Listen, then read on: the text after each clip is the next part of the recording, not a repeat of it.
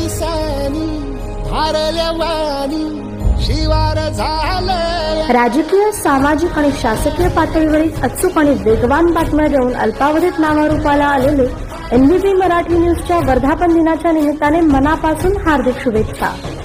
भंडारे परिवार आणि त्यांच्या सहकारी सदस्यांचे अभिनंदन। धन्यवाद। अविनाश दादा बाबर आणि परिवार।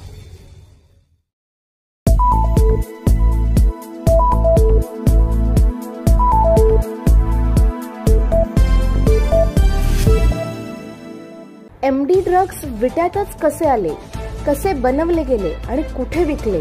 माजी मंत्री आमदार विश्वजित कदम यांचा थेट विधानसभेत प्रश्न। हे MD ड्रग विट्यात कसे आले, कसे बनवले गेले आणि कुठे विकले गेले असा प्रश्न माजी मंत्री आमदार विश्वजित कदम यांनी थेट विधानसभेत केला।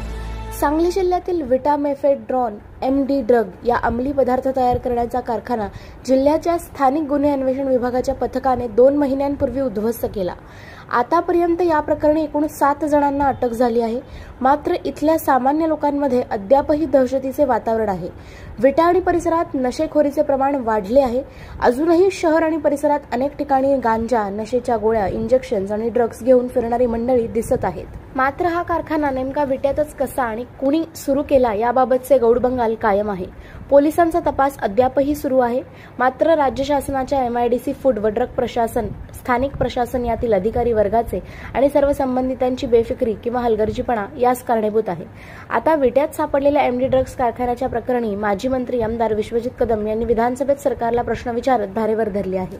विधानसभेत आमदार कदम म्हणाले, अलीकडच्या काळामध्ये महाराष्ट्र विधानसभेत वारंवार ड्रग्स बाबत चर्चा होते। आमच्याकडे मिरजेमध्ये ड्रग्सचा साठा सापडला। सांगली जिल्ह्यातील विट्यामध्ये MIDCत तर MD ड्रग्स बनवण्याची फॅक्टरीच सापडली। तिथे 30 कोटींचे MD ड्रग्स सापडले।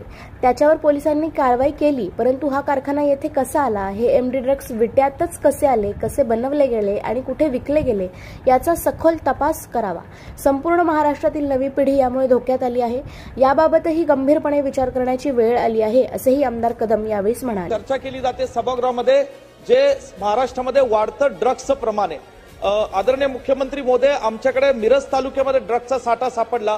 परवा विट्यामध्ये एका MIDCतल्या फॅक्टरीमध्ये 30 कोटीचा हा ड्रग्सचा साठा MDचा प्रमाण सापडण्यात आला आणि त्याच्यावर पोलिसांनी कारवाई केली। परंतु हा ड्रग्स कसा ह्याचं बनवलं जातं आणि हे ड्रग्स कुठे विकले जातं, संपूर्ण महाराष्ट्रातली नवीन पिढी आज कुठेतरी धोक्यात या ड्रग्समुळे आली आहे का, हा गंभीर प्रश्न आमच्या सांगली जिल्ह्यात आणि महाराष्ट्रात उभा राहिलेला आहे। अध्यक्ष महोदय, हा फार सिरियस आणि गंभीर